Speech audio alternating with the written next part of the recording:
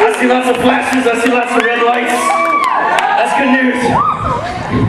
Probably shouldn't break Sundance's equipment. So, that was a serious question, are we recording? I'm seeing lots of recording going on, that's good. We're here at the Sundance Film Festival.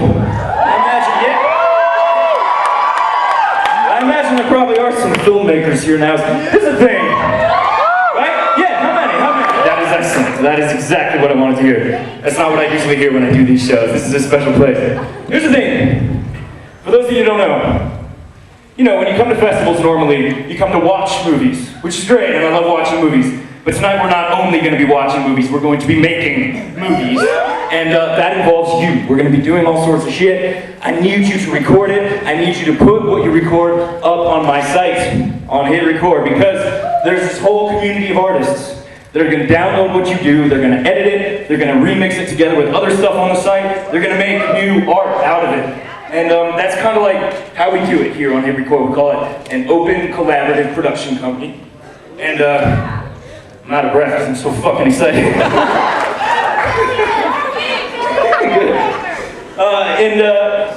We use the internet and we work together. It's not so much a place where people come and just showcase their finished shit and say like, watch it, don't touch it. It's more like, and then there's nothing wrong with that, of course. But it's kind of more like we gather, we make stuff together, and I kind of direct it and make sure that it's good, so that when I show it to you guys, it's really fun.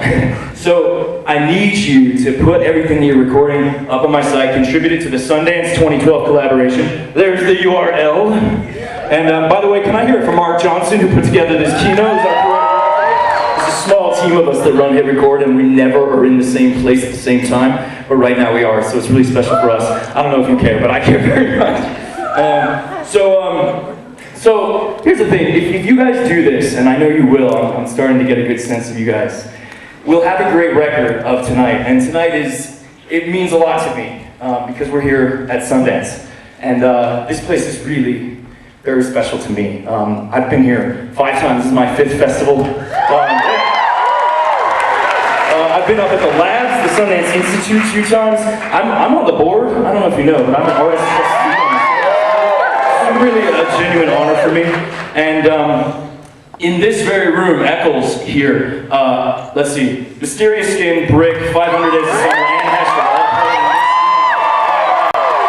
It means a great deal for me to be here tonight. I just want to thank everyone that makes Sundance happen. That's Shari, Sarah, Coop, Trevor, Carrie, let's see, Ian, of course, Bob, everyone, the volunteers, we're here for the volunteers. Thank you so much. It means the world to me to be here. The last time I was here was in 2010, and we brought hitRECord here, and it was sort of the debut of our production company. Oh, were you there? I heard some. It was a little different back then. We were at the New Frontier section. The New Frontier section has actually changed since we were there. It used to be in the basement of the mall on Main Street, across the street from the Egyptian. We had our first ever show, kind of like this, for a live audience where we presented our work in a room called the Micro Cinema for 99 people. And there's 1,300 of you motherfuckers here tonight. But it was really a wonderful experience what happened then, and it was the perfect birthplace for our production company. I'd been doing hitRECord as kind of a hobby for years, but 2 years ago at Sundance was where we really unveiled this as a production company, and I do feel like the spirit of Sundance, it continues. All right, so what have we been doing since 2010? We've been doing a lot of shows like this. We went to other festivals. We went to Toronto, South by Southwest. We've done all sorts of shows. We played at dive bars for 100 people. We've played at grand cinemas. We played rock clubs. We played, last fall we did a 2,000-seat theater in LA. And, you have the fall? The name Sundance really means something to me. And I imagine to you guys too, and it has ever since I was watching Reservoir Dogs and Sling Blade and, Swingers and Big Night and Hedwig and all these movies, and I've been thinking a lot about, okay, so what is that? What is it that Sundance? So are you saying that like indie is more of like a style thing and sort of insubstantial, and whereas independent has some substance to it? Sort of. I mean, like you get like indie music, indie movies, and all that jazz, and it has like a very sort of image applied to it, a very sort of, dare I say, hipster thing applied to it. There's the H word. Oh, was it? No, I'm actually really interested in this word because people use it all the time. I'm kidding. What's your definition of a hipster? You don't give a shit.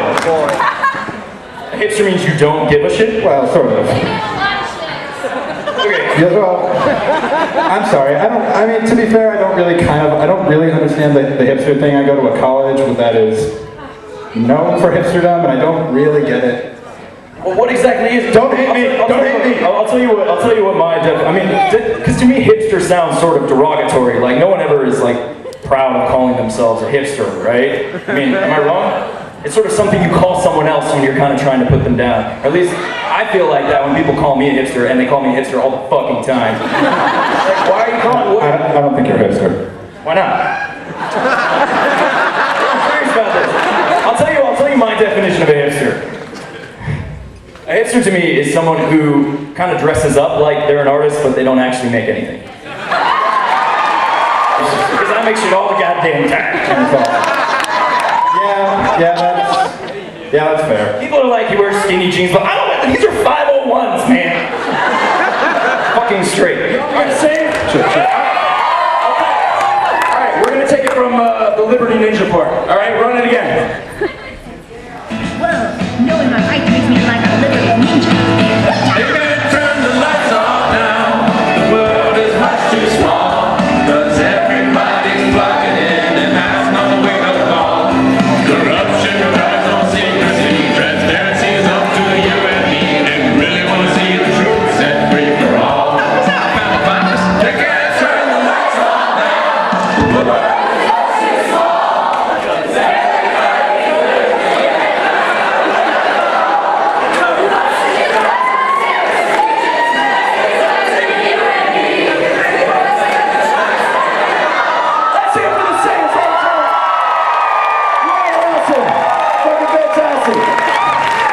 'Cause We're going to do something a little more conventional. We actually haven't. This is probably the most conventional film that we've made with hitRECord so far. I have the deepest admiration for the people who contributed those stories because it really does make you quite vulnerable. But people were finding the humor in these fucked up situations, and the one that resonated with the community and with me the most was contributed by a young lady who goes by the Metafictionist. And she just wrote this true story that happened to her, and I adapted it into a screenplay. Lots of people actually on the site sort of adapted it into the screenplay, and I read different people's takes on it and sort of conglomerated it into a take on it. And then we shot it like a really little indie movie with that camera that I'm using on stage in a day. And this is the first time anybody's seeing it. Yeah. Someone's lying, man. All right, you folks on the live stream, don't be hashtagging your shit, hitRECord Eccles. Is Leah Meyerhoff really not here? All right, bummer. Oh, why don't you make noise when I said so? Come on up, come on up, come on up.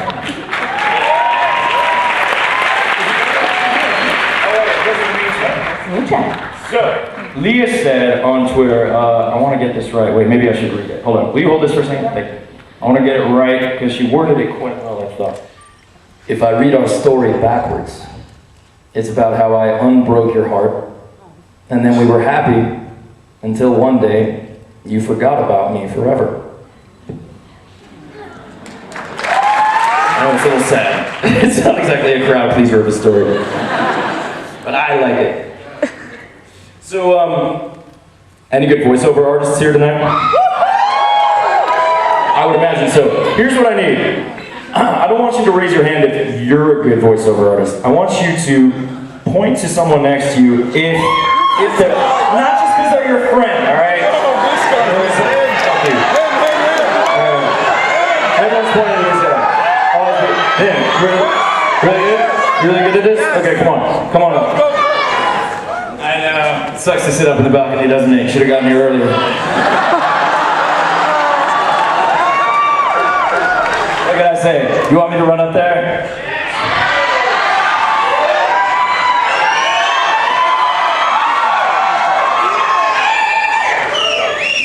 You people are so selfish. If I run up there, then what are all these other people going to be watching? Alright, we're in the middle of something here. I'll be up there soon, probably. Maybe. Okay, you wait for a second because I want him to read this one. Alright? So take a moment, read it to yourself, and then when you're ready, hold on, can I have my camera? When you're ready. By the way, what's your name? Hawken. Alright, ladies and gentlemen, let's hear it for Hawken, huh?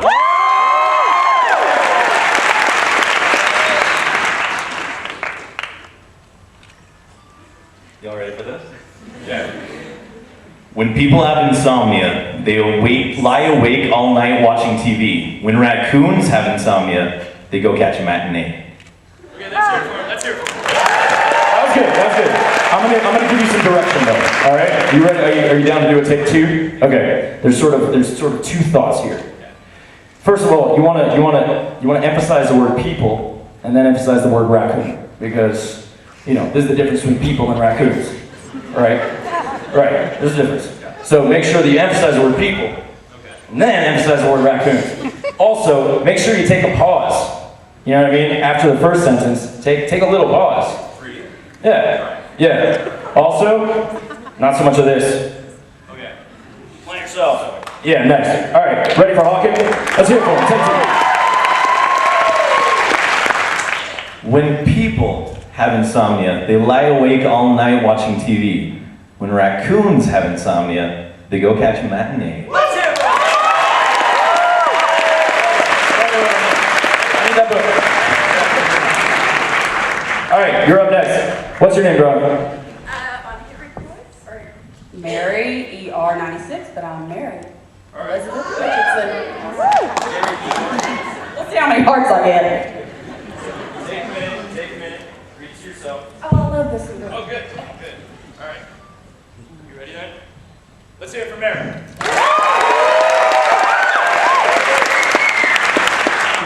The doctor's wife ate 2 apples a day just to be safe, but her husband kept coming home.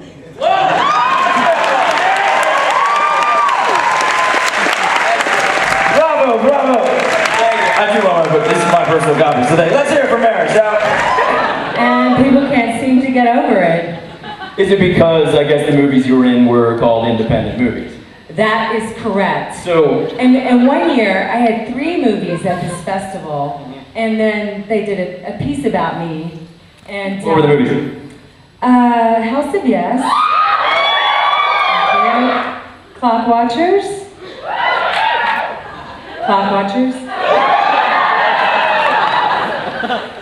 And Suburbia, I think. I think it was those. So what exactly do you think is the definition of an independent movie? An independent movie is written and directed by a director who has an independent voice and a point of view that doesn't listen to money. That's interesting. It is a lot about money, isn't it?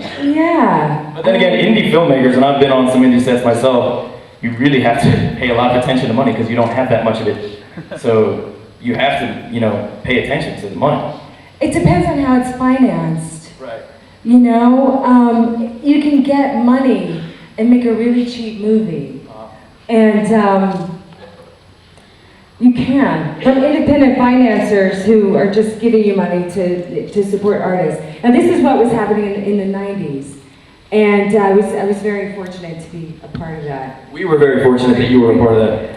Where are you going, Ron? I just want to sit down because I'm old. You're welcome to. Should we sit on the edge of the stage? Yeah, I'll sit on the edge of the stage. See, but the thing is, I've been in some movies that they call independent movies, like 500 Days of Summer, for example. Would you guys sort of think of that as an independent movie? Okay, so 500 Days of Summer was produced by Fox, like Fox Searchlight, Yeah, Brick and Mysterious Skin, those were not. produced by us. That's true. I don't think of that as an independent movie. Right. See, and I don't either, but a lot of people do. No. But then So again, the movie that I have here, we shot it in 18 days, although I thought it was 16 and I've been doing press and lying, I realize, because I'm bad with numbers. But it was an 18-day shoot, and it was not made for, it was under $500,000. right. And that is painful when you read a script by a real writer-director, right, who has a real voice, and they can't get enough money Right. to share their vision.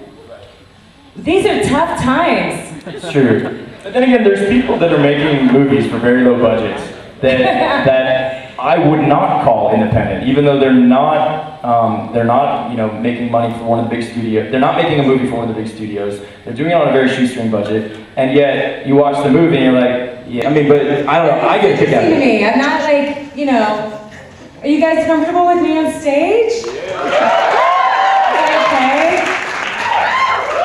It's sort of different because normally. Usually on stage there are no cameras. Yeah, they're not allowed. Right. Normally they're not allowed. By the way, I always sort of gauge a crowd because there's usually some kind of crowd reaction when in the intro video it says, at this time we'd like to remind you to please turn on all recording devices.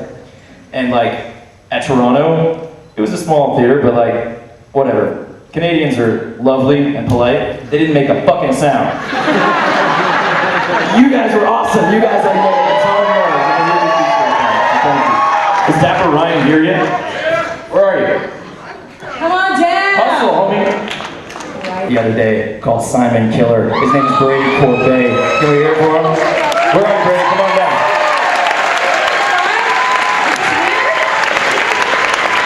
Great. Okay, There he is. Brady. Keep it going. You guys got to applaud.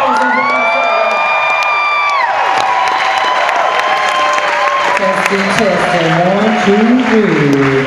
All right, our script's over here. Right. Oh, wait. So, sweet, that's one.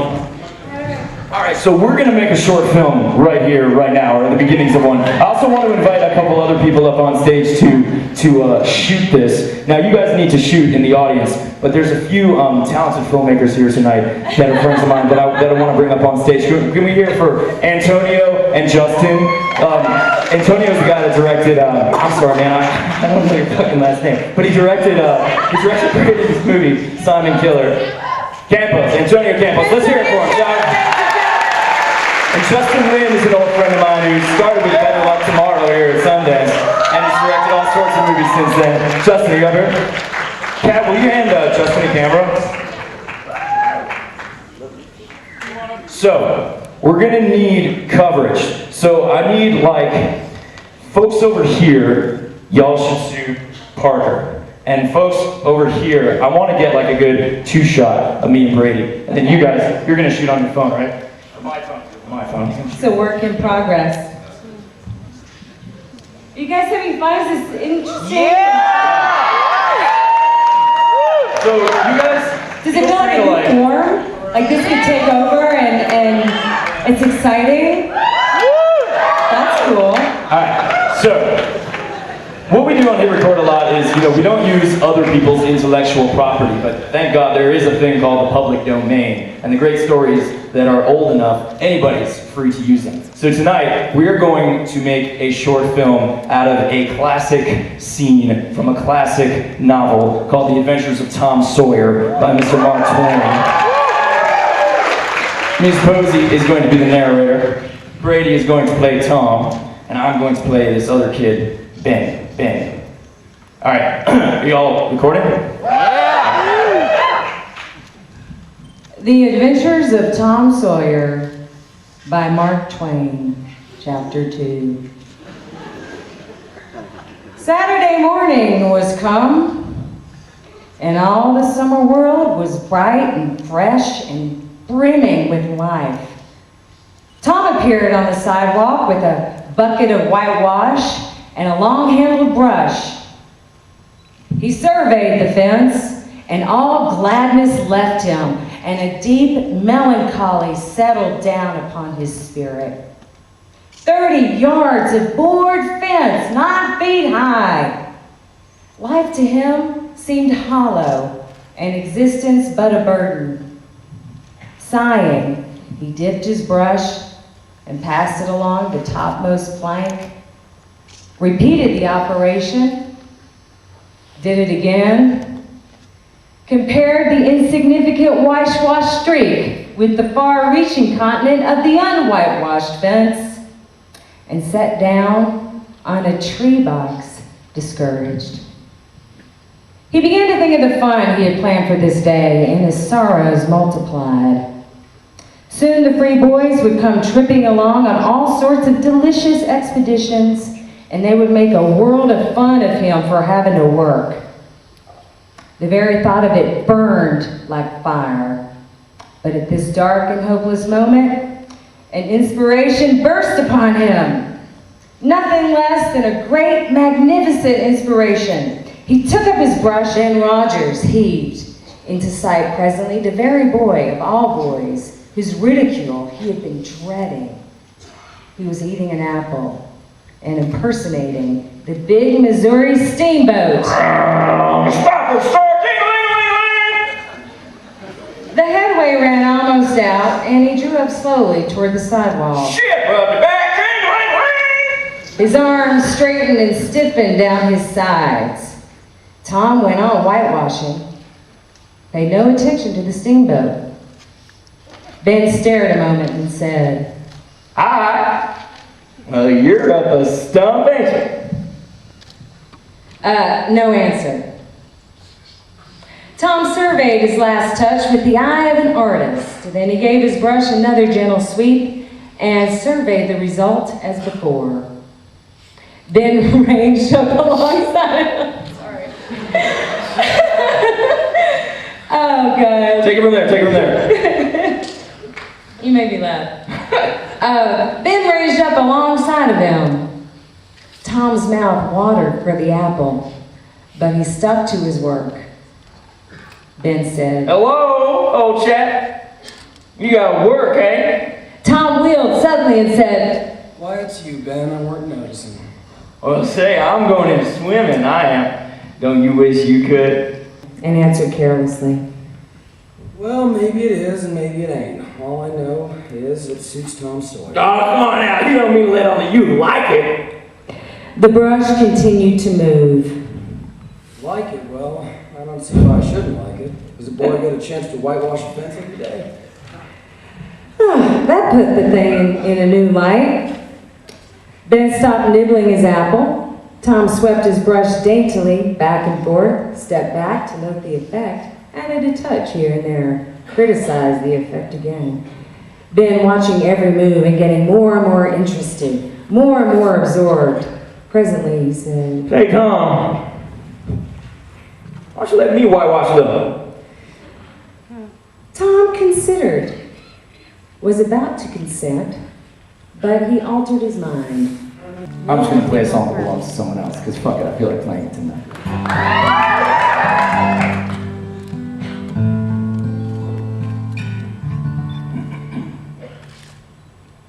Baby mine, don't you cry.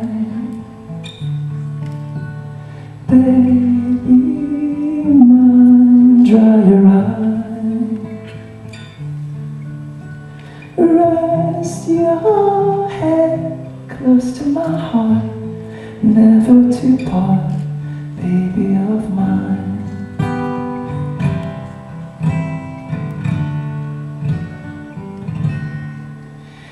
Baby mine, when you play, don't you mind what they say.